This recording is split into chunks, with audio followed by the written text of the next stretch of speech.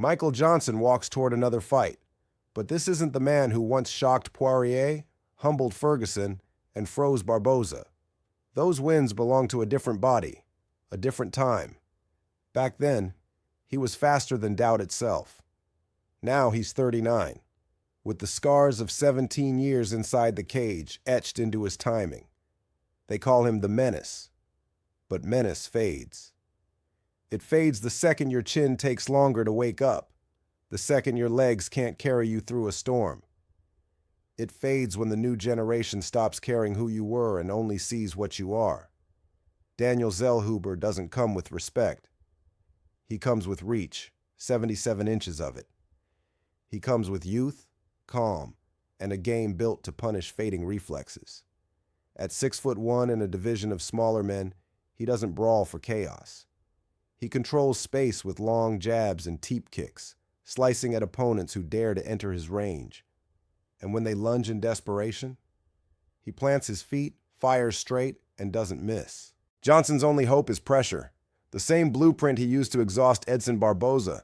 Throw first, eat the return, throw again before the counters land. But that pace doesn't belong to him anymore. He can't hold it. 3 minutes in, he'll slow. The openings will widen, and Zellhuber will see everything. You can talk about experience, about veteran savvy, about the upset puncher's chance. But those are just words people use to comfort themselves before the truth arrives. And the truth is this: time doesn't fight fair. Johnson isn't just fighting Zellhuber. He's fighting the calendar. He's fighting the creeping hesitation in his own hands. He's fighting a young man who doesn't carry the weight of memory, only hunger. Zellhuber doesn't need a knockout. He doesn't need violence. He just needs rounds. 3 rounds to make it clear that Johnson isn't here to win. He's here to be passed. You don't fight Father Time. You just sign his contract. And today's AI pick is Daniel Zellhuber by unanimous decision. Will we cash or will we burn? Now we climb to the featherweights. Dan E.G. stands across from Patricio Pitbull Freire, a legend with fading claws. Krista will tell you why this one is a battle of pride, not promise. Pride is heavier than age. Dan Edge knows this fight isn't for a belt or a ranking that truly matters. It's for something quieter. A chance to keep his name written on the edge of relevance. At 33, he's lived long enough in the featherweight storm to understand what it costs. He's seen doors open after 6 wins in a row, and he's felt them slam shut with losses he couldn't stop. Still, he's the man who said yes when Diego Lopez needed an opponent. He's the man who survived when others folded. Patricio Pitbull doesn't come here as just another fighter. He brings the weight of a career built far away from this cage. Bellator champion. Lightweight champion. The man who knocked out Michael Chandler, who ruled 2 divisions, who reclaimed his belt again and again. But that was before the years cut into his timing, before the UFC debut that showed a slower, flatter version of him, one who couldn't keep pace with Yair Rodriguez. Now they meet, one climbing, one descending. The numbers don't lie. IG is longer by reach, younger by 5 years, and ranked inside the UFC's top 15. Pitbull is shorter, older, and chasing the shadow of the fighter he used to be. He still carries power in those hooks, still bites when you give him the chance. But his feet don't move the way they once did. And in the UFC, where every second counts, even a fraction of lost speed is the difference between landing first and falling last. IG's pressure will be steady. He'll march forward, eat the counters, and keep forcing exchanges until the older man starts to fade. Pitbull's pride may carry him into the later rounds, but pride doesn't win decisions when the output is clear. This fight won't be violent. It will be revealing.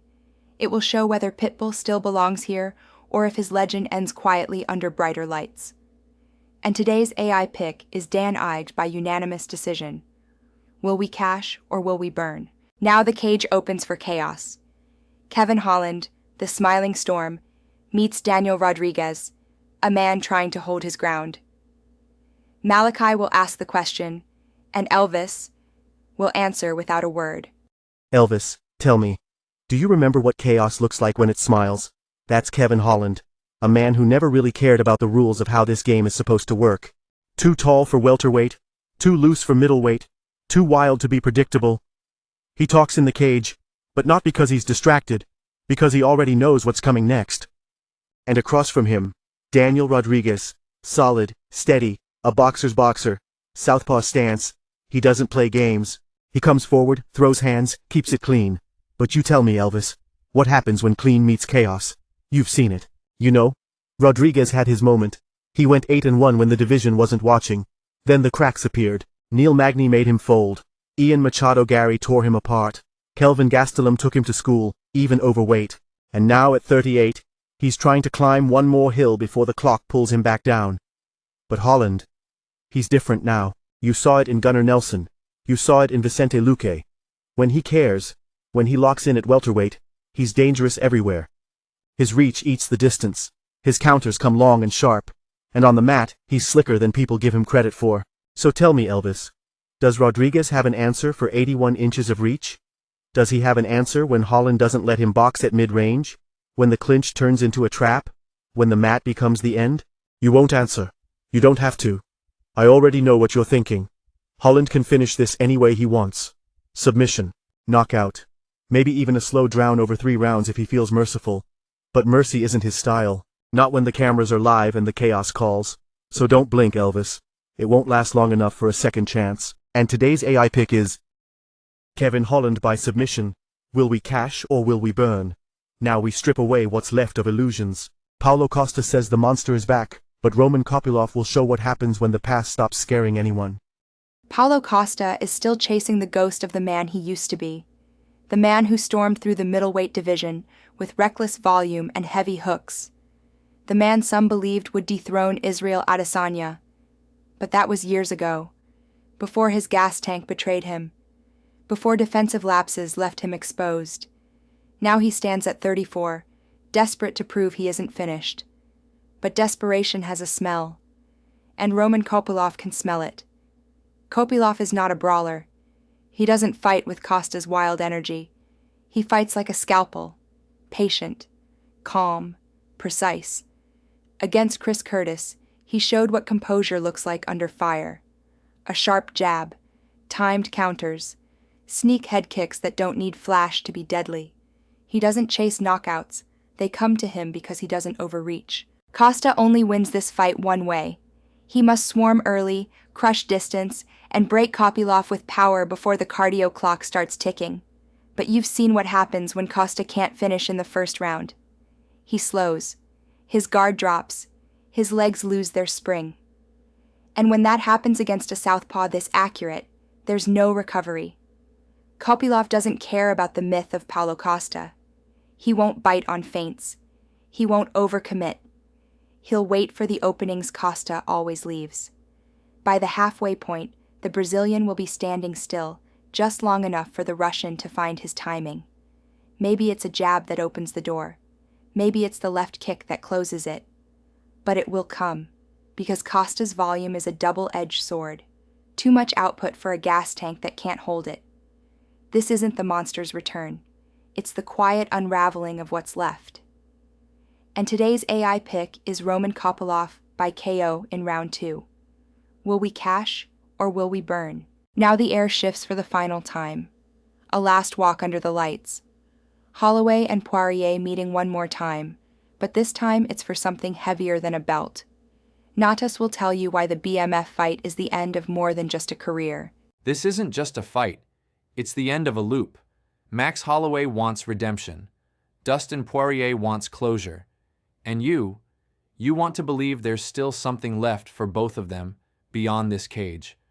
But there isn't. Poirier has already beaten him twice. The first time, he choked the kid Holloway used to be. The second time, he outworked the champion Holloway had become. That was 2019.